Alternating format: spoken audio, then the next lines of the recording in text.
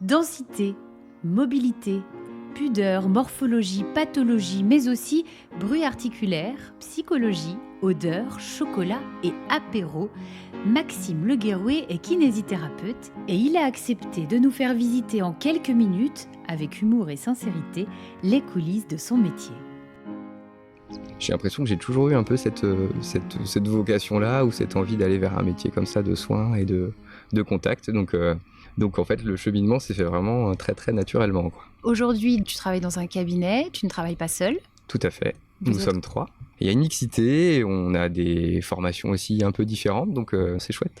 On fait quoi quand on est kiné en libéral ? Alors nous, c'est très rythmé, parce que voilà, on a un patient par demi-heure, donc certaines journées à partir de 8h le matin, d'autres un petit peu plus tard, jusqu'à 19h, 19h30. Toutes les demi-heures, on a un nouveau patient, on a une partie en cabinet, une partie en domicile, donc les journées sont quand même assez différentes au cours de la semaine, et avec des demandes, des objectifs différents, avec un vécu différent aussi. Donc, pour une même pathologie, deux prises en charge vont se passer vraiment de manière très différente, parce que les attentes ne sont pas les mêmes. C'est ce qui fait aussi que le métier est hyper enrichissant. Alors, cette interview s'appelle « Mon métier en 5 sens ». Le sens de la vue, c'est quoi dans ton métier ? C'est important, mais pas indispensable. Il y a une école en France de kinés malvoyants ou même aveugles.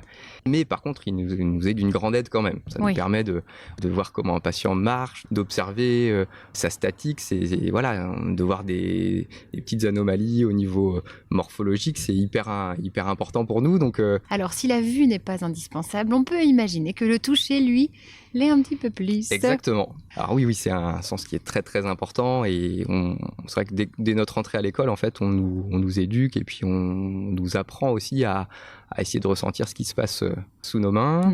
Donc c'est quelque chose d'hyper important. Et pour revenir justement sur le sens précédent, donc cette école où il y a des kinés malvoyants, justement eux, ils développent davantage ce sens-là pour essayer de pallier ce qui leur manque. Donc c'est un sens qui est je dirais primordial même. Après, il y a quand même un travail à effectuer pour essayer de mieux percevoir ce qu'on a sous les mains, de voir un peu les densités, d'essayer de travailler aussi quand on appuie pour savoir si là on est plus en superficiel, si on est plus en profondeur. Et même s'il y a une base derrière, il faut la travailler pour gagner en efficacité. Alors, très tôt à l'école, on nous sensibilise à ça, c'est que pas trop de pudeur à l'école, parce qu'on se retrouve assez vite en sous-vêtements pour travailler les uns sur les autres.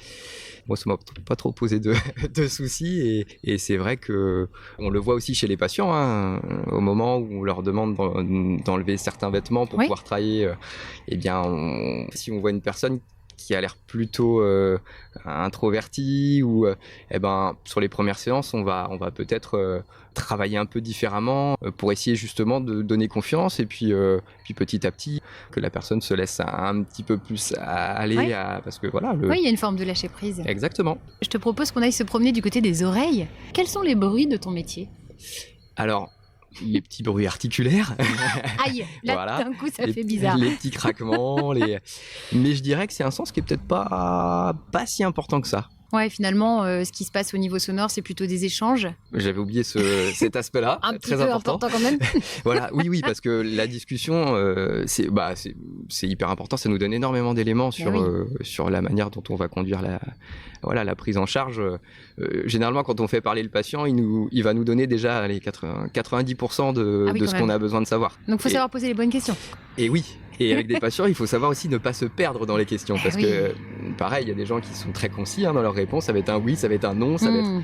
Il y en a d'autres, par contre, ça peut partir dans tous les sens.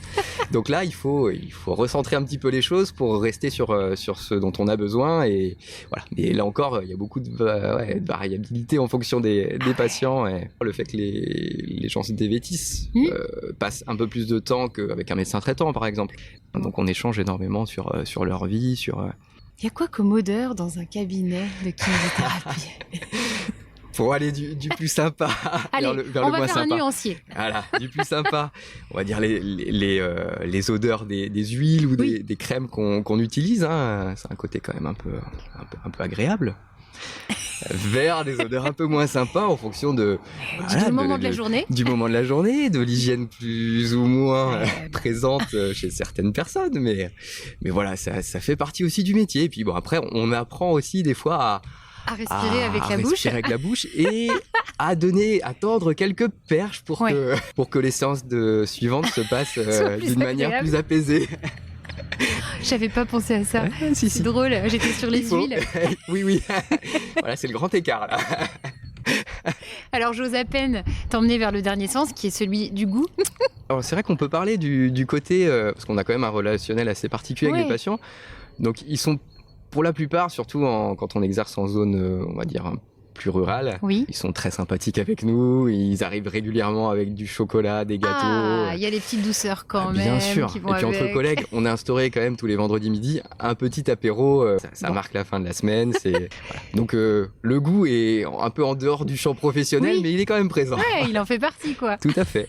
Allez, ma dernière question, c'est si tu avais un 6e sens, qu'est-ce que tu aimerais être capable de faire pour ce métier? Peut-être de pouvoir savoir ce que pensent les gens. Ouais, quand sur une séance par exemple, quand je leur pose des questions, savoir si quand ils me répondent, c'est ce qu'ils pensent vraiment, ou si il y a des choses qui volontairement ne veulent pas dire. Voilà, de pouvoir avoir la réalité de la pensée de la personne qui se trouve sur la table. À ce moment-là. Capacité à lire un peu dans les pensées. Exactement. Pas mal. Voilà. Merci beaucoup.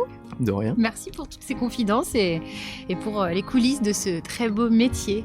Merci beaucoup.